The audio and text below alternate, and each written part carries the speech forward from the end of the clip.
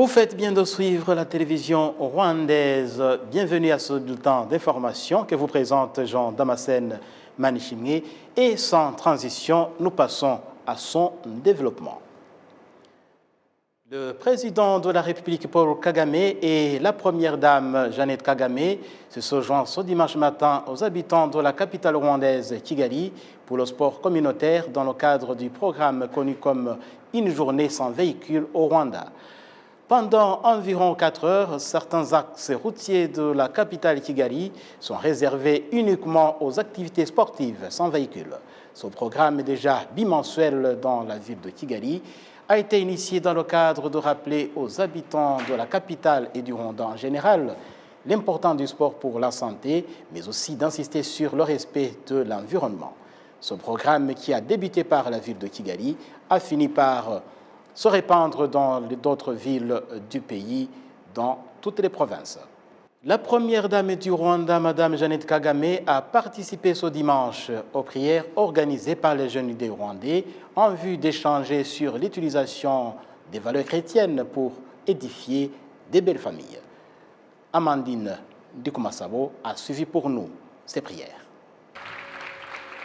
L'ensemble des dirigeants rwandais qui prient pour le pays connu comme Rwanda Leaders Fellowship organise chaque année une prière dédiée aux jeunes leaders du Rwanda. Cette année, la prière était bien entendu d'ordre national et les discussions portaient sur le thème « Jeunes leaders et patriotisme ». Un accent a été mis sur le renforcement du bon fondement de la famille comme un des moyens de préparer une autre génération des jeunes leaders rwandais. Les valeurs de la famille étaient un des sujets les plus importants et la première dame du Rwanda s'est exprimée en ce qui concerne les ménages en insistant sur l'importance de la complémentarité entre un homme et une femme pour leur propre intérêt et l'intérêt national. Autour de 300 personnes ont participé à la prière des jeunes leaders du Rwanda et la première dame du Rwanda a exhorté ces jeunes leaders à ne pas séparer la foi et le patriotisme car les principes et les valeurs des confessions religieuses ne sont pas différents de ceux du patriotisme, a souligné son Excellence Madame Jeannette Kagame.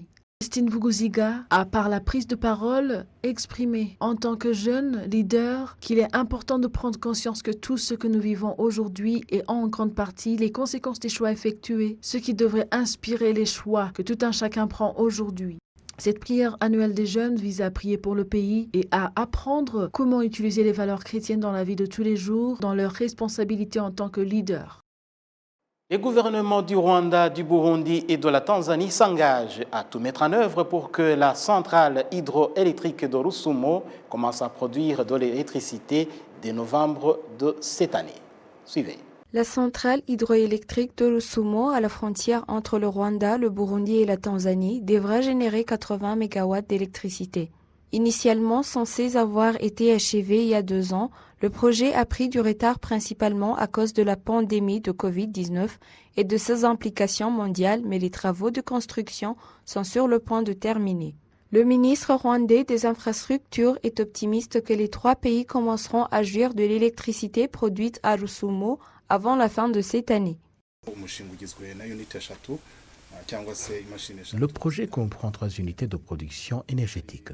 Nous espérons que la première machine donnera de l'électricité dès novembre prochain, la deuxième en décembre et la troisième en janvier. Et nous espérons donc que les 3 machines produiront de l'énergie avant février prochain.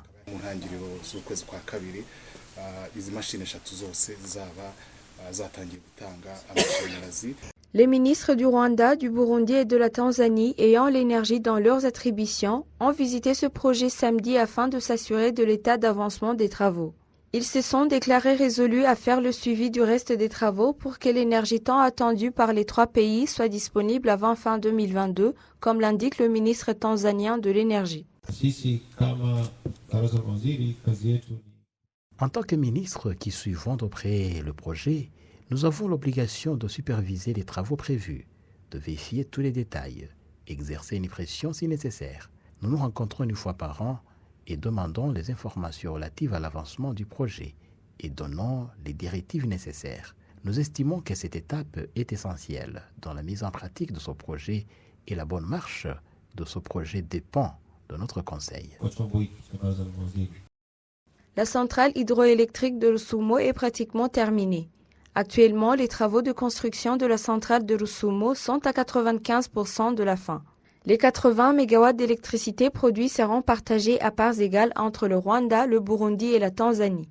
Sa mise en œuvre permettra d'accroître la capacité d'approvisionnement en électricité renouvelable afin de combler le déficit énergétique.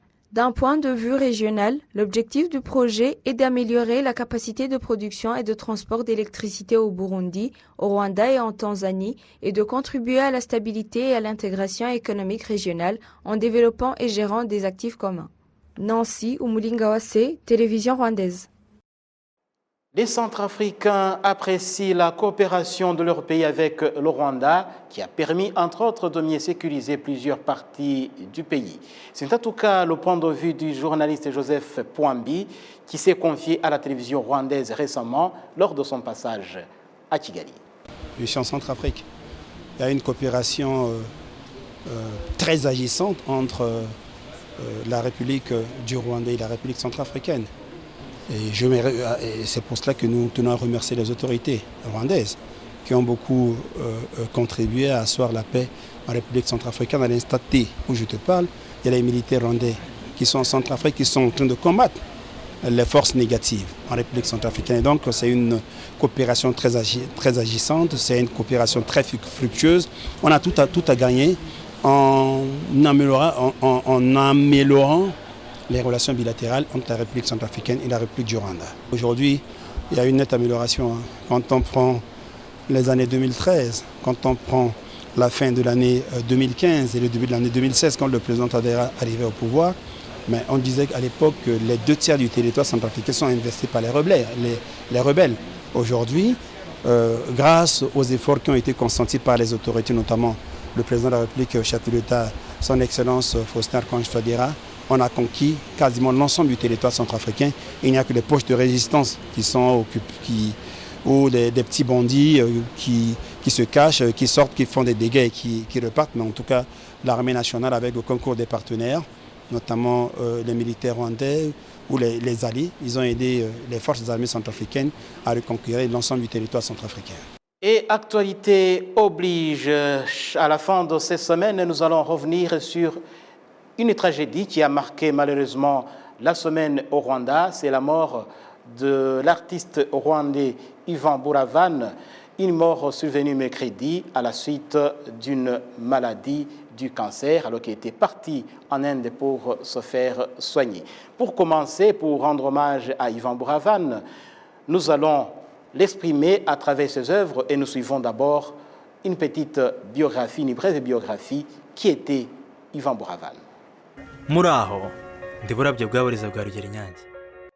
Yvan Burabyo, surnommé Buravan, est né le 27 avril 1995 à Gikondo. Il était cadet dans une famille de 6 enfants de Michel Burabyo et Elisabeth Uikunda. Il est mort à l'âge de 27 ans à cause du cancer du pancréas alors qu'il s'est trouvé en Inde pour les soins médicaux. 7 ans après avoir commencé la musique, il a été apprécié par tout le monde au Rwanda à cause surtout du message qu'il transmettait par ses œuvres. En 2018, il remporte le prix RFI Découverte. Ce prix qui a valu une renommée considérable sur le continent africain et il a pu se produire dans une dizaine de pays en Afrique. Pour Abdul Makanyaga, icône de la musique rwandaise avec plus de 40 ans de carrière musicale au Rwanda, la mort d'Yvan Buravan est une grande perte pour la société globale. On l'aimait de façon particulière au Rwanda. Buravan était un bon artiste qui respectait et aimait tout le monde. Il venait chez moi à la maison, s'entraîner avec mes fils. Par après, il a décidé de chanter et les autres choisirent de jouer à la guitare. Il a été béni dans sa carrière et est arrivé très loin.